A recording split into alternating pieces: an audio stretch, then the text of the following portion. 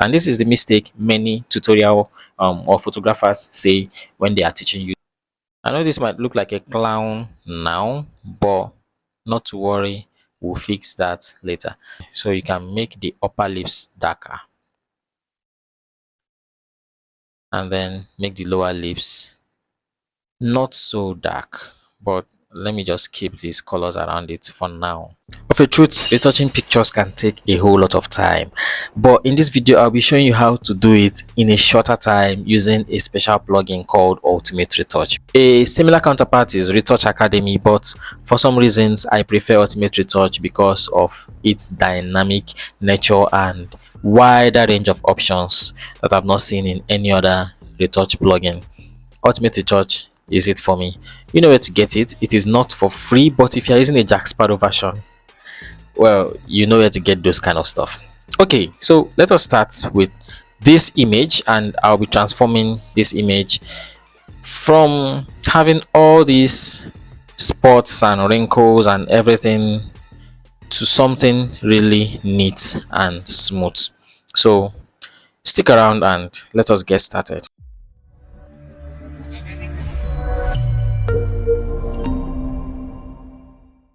My first principle is to always reduce the contrast of the image. So first step, reduce the contrast of the image, and I will run you through these steps by the time I'm done with this tutorial. But if you are taking down notes now, that won't be bad. So to reduce the contrast of the image, I have to duplicate that image using or pressing Ctrl J on my keyboard and then opening the camera raw filter on that image. I do that by pressing Ctrl Shift A or going to filter, and you see the camera raw filter option there. Here only what I will do is to reduce this contrast to -50. That way I will be able to work better on the blemishes, and don't worry, I will bring it back when I'm done with every other thing. So this is how this image is now. This is the before and this is the after. As you can see, some parts of the texture and skin kind of slightly disappeared because of a brighter contrast, so it will separate the blemishes better for me, so I will know which one is blemish and which one is easily skin texture. That's just the trick. It is not a rule that you must follow. If you want to, you can do that. If you choose not to, no problem. The next step is to open the Ultimate Retouch and go to the frequency separation section. There are many sections here and I'll be going through them one after the other, the ones that are relevant for this video. But in another video I'm working on currently, I will show you every other thing Ultimate Retouch has for you. So in frequency separation, there are various options. My favorite is 2 Gaussian, where it just simply separates the texture and the light and shadows. So we zoom in and start from 0 and then gradually drag it up to where you stop seeing these textures on the face. It's not about the blemish but about the texture. So these textures here, we have to zoom in and gradually take it up to where we stop seeing it at all. It's still slightly visible but not so visible, so I'm going to go higher. It is gone, so it's basically smooth. What we are seeing is just different colors, so I'll keep it at 3.0 and press OK. It does the rest for me and our image is back. What this simply does is it separates the texture from the highlights, shadows and midtones. So when you hide this group, which is the 2FS Gaussian 8 bits, when you hide this group, there is no difference. Turn it on, turn it off, no difference at all. But when you then decide to hide the texture area, as you can see, you see the blemish, and when you decide to hide this area, the highlight and midtones and all that, the light area, you'll see the textures even more. So that's basically what it is.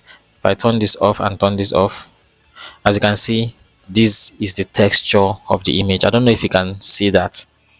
So that is what this action does. So let's keep going. Remember, this is a tutorial, so it will take longer than the main action will take in real life.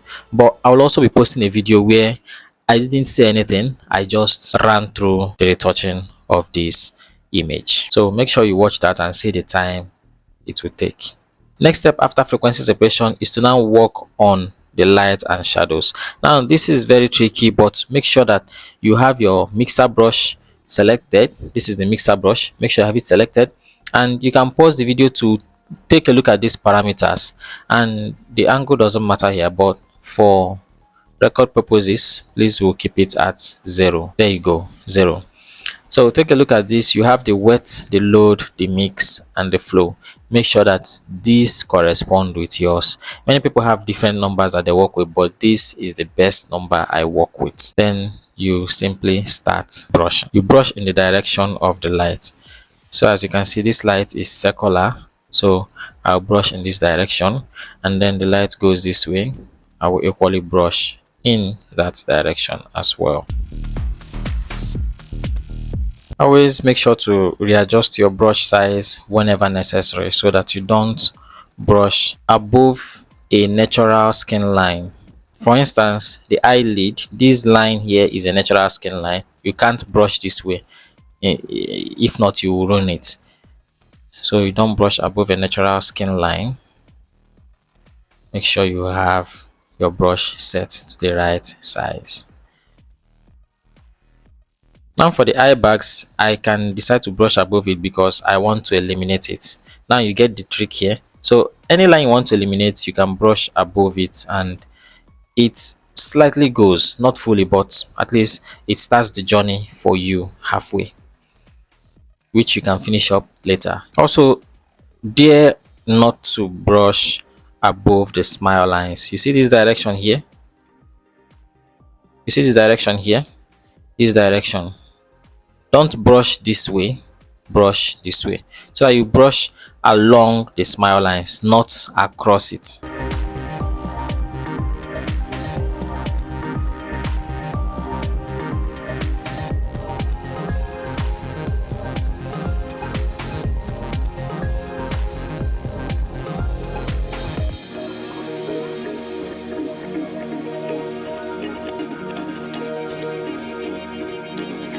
Now here's what you do when you have a tattoo on the skin of your subject. Let me turn this on. So as you can see, there is a tattoo here, and if I brush in any direction whatsoever, it's going to mild the color of the tattoo, and that is not what your model wants. They still want their tattoo to show, right? So it's just very simple. Avoid the tattoo and brush every other place. Don't worry, that you avoided that place will not make the image bad. And what if the case is where you have numerous tattoos all over the person's skin?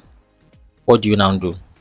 Well, simply don't do any frequency separation, or if you have to do it knowing that you are going to get rid of some of the tattoos visibility.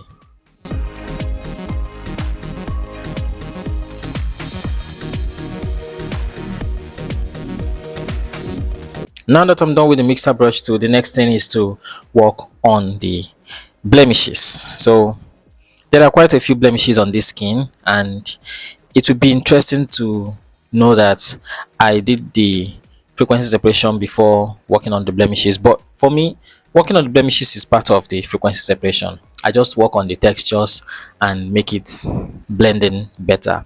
So make sure that you have your clone stamp tool selected, and make sure that these settings are also correct for you. So the opacity, flow, angle, aligned, everything is the same. And make sure you have current layer selected. This is the most important part of everything here. And you start. So with the current layer selected, you click on Alt to copy the area of the skin that you want to replicate, and then remove your hand on Alt and brush on the area of the skin that you want to hide. And when choosing the area of the skin, it is best to choose areas closest to that place you want to hide. So the smooth areas close to that place you want to hide is the place you choose. You don't go and choose a texture from here and paint it here. It's going to cause a dent on that skin, as you can see in this. So I'll be choosing from here and when I paint, it blends in well. I'll be repeating the same process, so see you soon.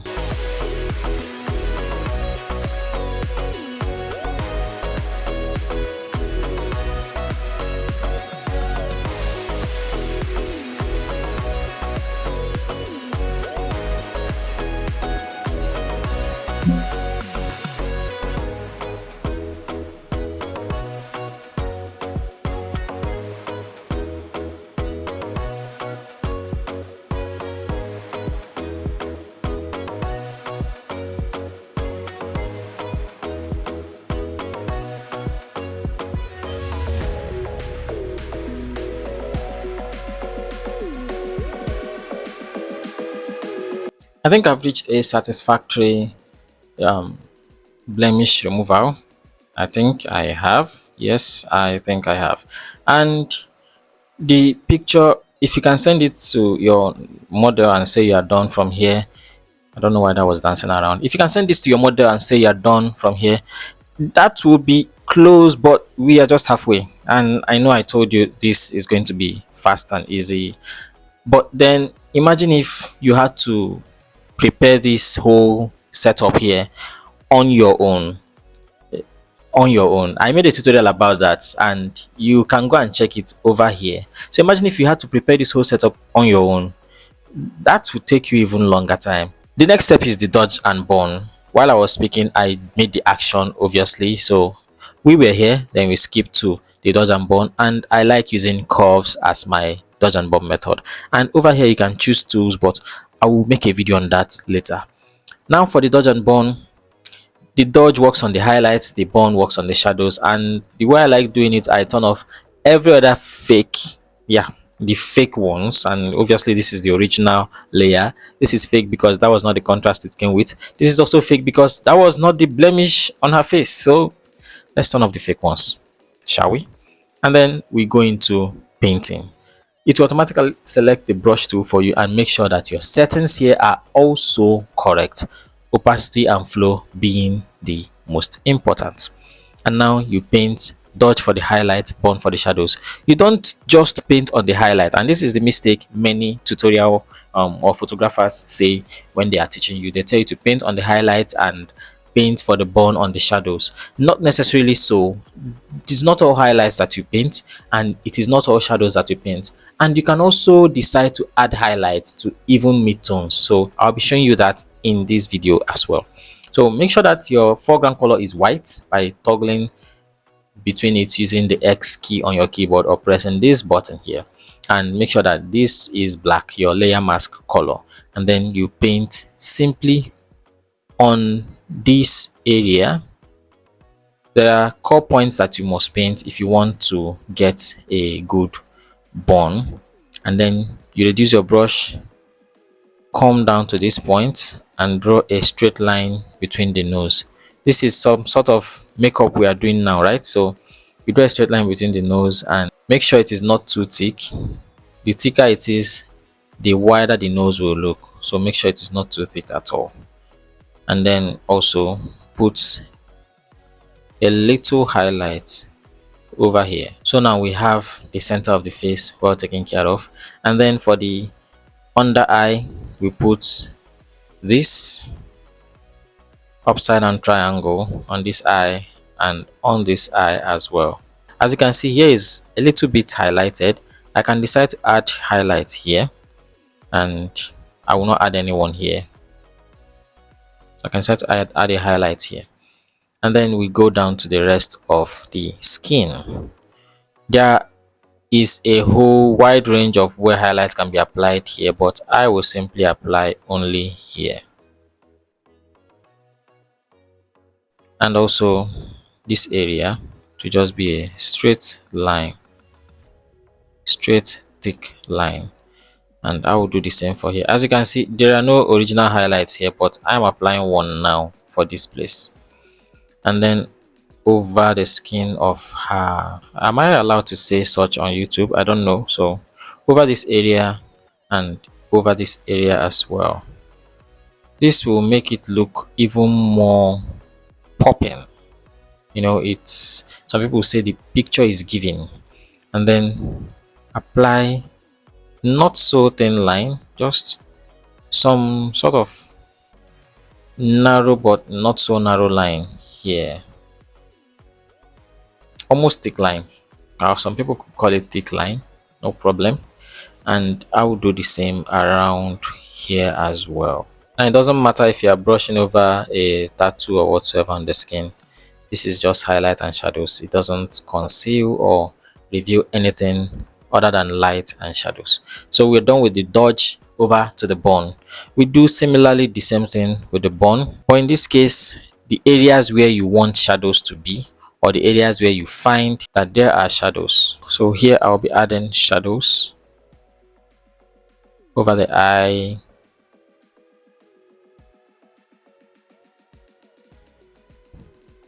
I will make that again. I'll add the shadow over here and the shadow over here. Now this is not the eye shadows. I will still do that. So this is just for the dodge and burn. And here I want the nose to look narrow. So I've started on the first step, and then I will work on the remaining steps. So I want the nose to look narrow here.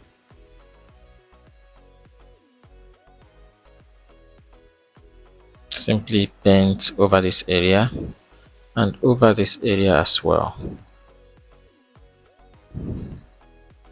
And then to top it all off, I will also paint around here and stop, around here and stop. Now this looks weird and ugly, but if you follow the process, you'll find out that we are going to somewhere beautiful at the end.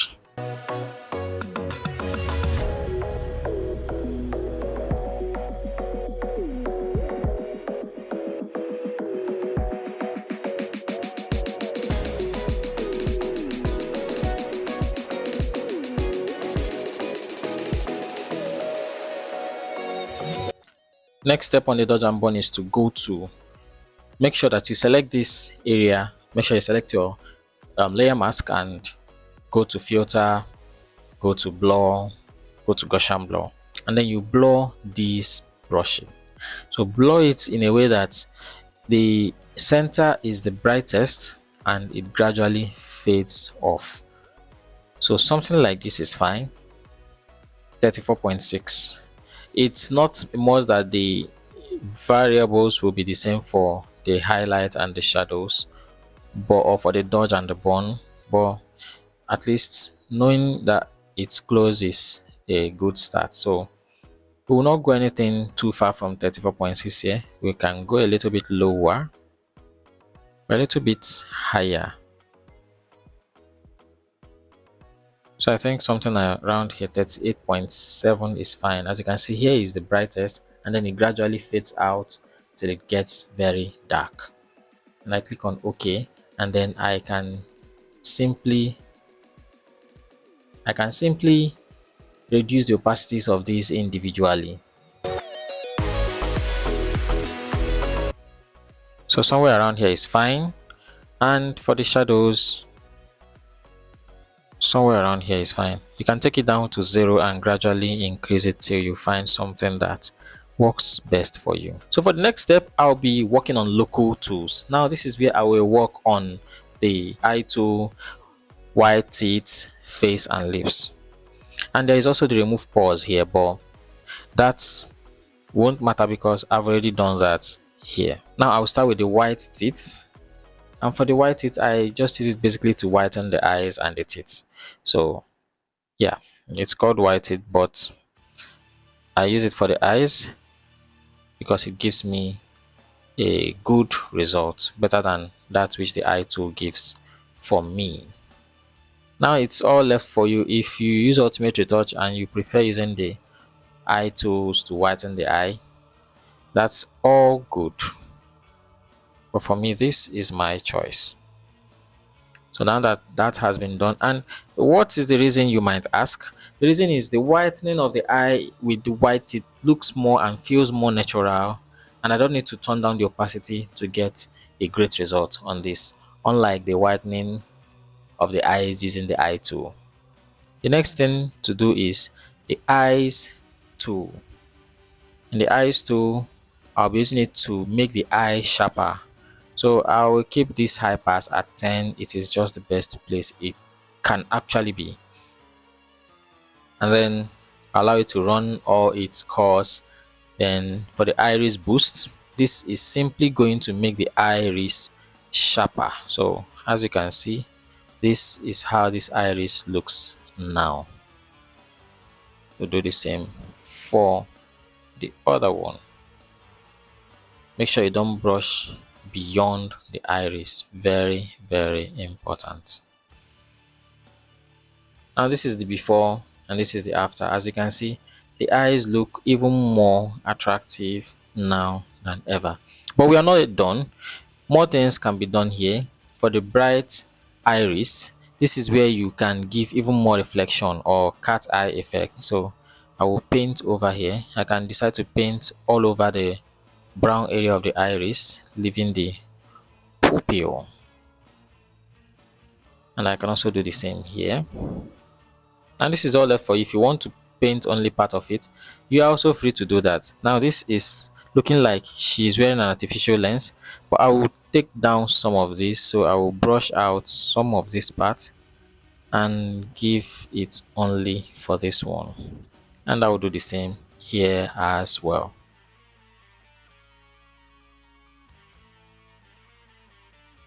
So just something little there, and that will do for this. And the next is the eyelid color. Eyelid colors are two, color 1 and color 2. I will now add some eyeshadows. So this is just for the eyelid, and this is for the whole area. The colors seem the same, but when you paint over this one, it goes a bit darker. I know this might look like a clown now, but not to worry, we'll fix that later. As you can see, it is matching with the color of her dressing. So double select both of them and gradually reduce the opacity. So somewhere around here is fine. So it makes the eye area even more attractive. It gives some kind of that blushing around here, and it is very nice and smooth. And then to the next one is the face and the lips. Here I will add some color to the lips. This is getting really interesting, and you don't need to do all these things in your photo retouching. But if you want to go overboard, if you want to really like take yourself to the moon and back, I am your guy. So for the darker lips, I will use the darker lips color to brush just around the borders of the lips. Just a tiny brush around the borders of the lips. Now for some ladies, they have a darker upper lips. These can also work here. So you can make the upper lips darker, and then make the lower lips not so dark. But let me just keep these colors around it for now.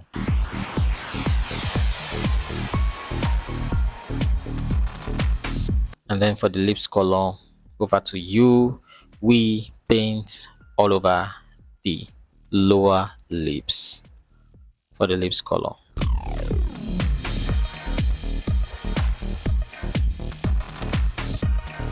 Select the whole group.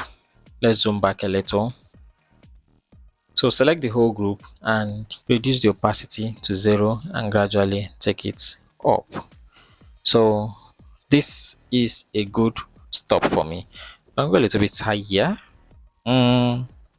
Okay, I will stop here so that it's very close to the eye. But I just don't like these lips here. She is a very fair lady, and it will be awkward if here is this dark. Although I know some people that have this, but let's be truthful, how many are they? And most of the time it's all lipstick.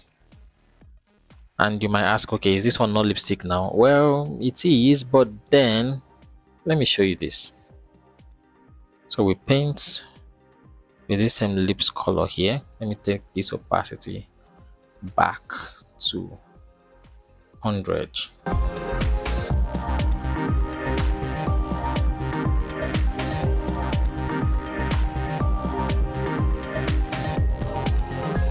And I'll take it back to 38 that we left it. And for me, this is even more natural. I think it's too much lower. Now, this is fine. Don't worry, when the contrast is back, you'll see this even much better. And are we done with this ultimate retouch? Are we done? Are we done? Are we done? I think we are done for now. The next step is the color correction, but I won't be doing this with color correction. I'll be doing it with camera raw in Photoshop. So I will first merge this whole image into one image by using the Ctrl Alt Shift E button. All together, right click, convert to smart object, go back to the dodge and burn layer 2 area and select liquify, work on the hair, and then in turn work on the color grading, if you know what I mean. So for this, the hair will go with something real, something realistic, not something that will look fake. So I'll be pushing the hair to make it less scattered, but not too refined that it now looks really fake. Like, no, whose hair is really that organized? You know, it will look like it came out from a cartoon. No, that's not what we want.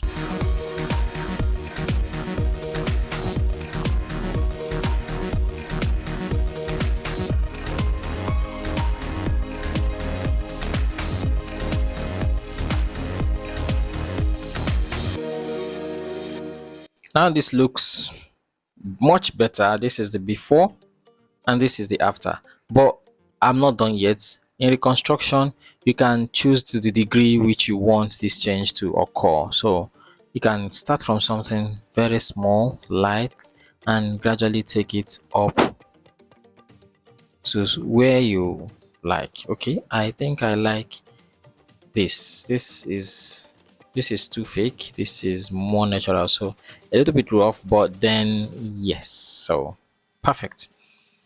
Over now to, okay, we'll click on OK, and over now to the camera raw for the rest. So this will be done here, and in camera raw I already have a setting I used before, but I won't be showing that here. What I will do is I click on auto to start with. So I use auto first, and that will automatically work on the whole stuff. But remember, we took down the contrast to -50, so in this time around we'll take it to +50. I'm bringing it back. Now look at the lips, look at the eye. Have you seen that the color has come out even better now? Take down the highlights a little bit down. White goes down a little, black comes up a little. And these things are all subjective. If you want it to be more, something like this, yeah. So if you want to know what these sliders do, just take it to the extremes and see the difference in them, and then pick the best area for you. Have it in mind that all of them work hand in hand. So this one works on the whites while the blacks work on the black. Isn't it that simple? Texture, for the sharpen, I like going with something around 40 to 50, and for the noise reduction, I like going with something between 20 and 25. So I'll keep it somewhere around 24. Perfect. For the skin color, which is orange, take it down a little, make it a little bit brighter so that it will look more natural. This doesn't look like the color of a human being from Africa, or maybe it does, but no. Wow, but this is beautiful actually. Oh wow, nice. But let's concentrate, let's focus on something good here. And please don't work on the hue. You are going to turn her to whatever this is, or Shrek. So leave the hue as it is. To work on this color, we'll go over to red. A little bit of saturation will do, because if you take it high, look at the eyes, look at the mouth, that is not what we want. So a little bit, and make it darker for it to show better. Yeah, something like that. More like it. Great. So from the color mixer, detail, and the curve, how did I forget this? Take this down, take this up, gradually find the best part, and yes, this is my best part. Now you can choose to either work on the white balance or leave it entirely as it is now. So, but that depends on the results you see when you try. So I like first trying. So how to choose automatic white balance is to select the white balance tool and then you click on an area that is white. Now look at this. Use it to click on something in the photo that should be a neutral color to automatically correct the temperature and tint. Now neutral colors are white and black, right? So if I click it here, this is not the neutral. So that didn't correct it. Click it here. Yeah, I think it's good. While clicking it on the eyes, nothing happened. When I click, oh boy. When I click here, it goes somehow not as planned. So I will keep it to this. So this is the before, this is the after for the white balance. So make sure that you click on the right place. And I am practically done. But something else is missing. As you can see, the skin here has some texture, while here doesn't have some texture.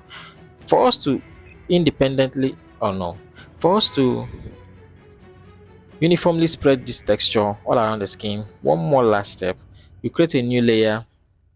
Control, you fill it up with 50% gray by pressing the shift backspace button on your keyboard, clicking on OK. It is going to hide it up.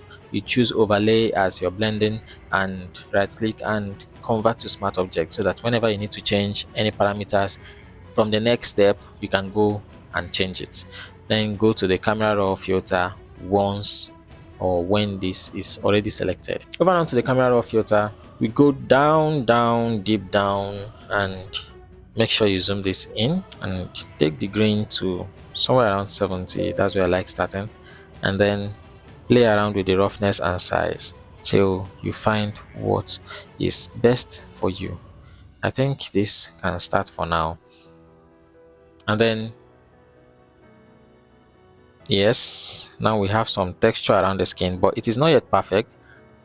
The next thing to add to it is to go to filter, stylize, emboss, and look for the direction at which the light is coming from. This way the light is coming from here, so I make sure that the angle is there and I adjust accordingly. Could adjust the amount to make it less or increase it to make it more. So then we have the skin texture evenly distributed, but now it is all over the whole image, even on the neck and everywhere. So you hold the alt key and click on this layer mask button. It hides everything. You choose your brush tool, make sure that you are choosing your brush tool, the size to fit, and make sure that the foreground color this time around is white and the background color is black, and you paint.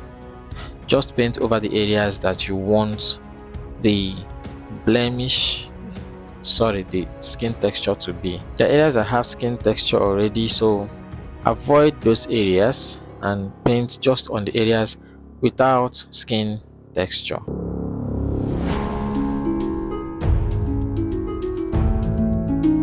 Now we have our image set, and this was quite a journey from this all the way up to this.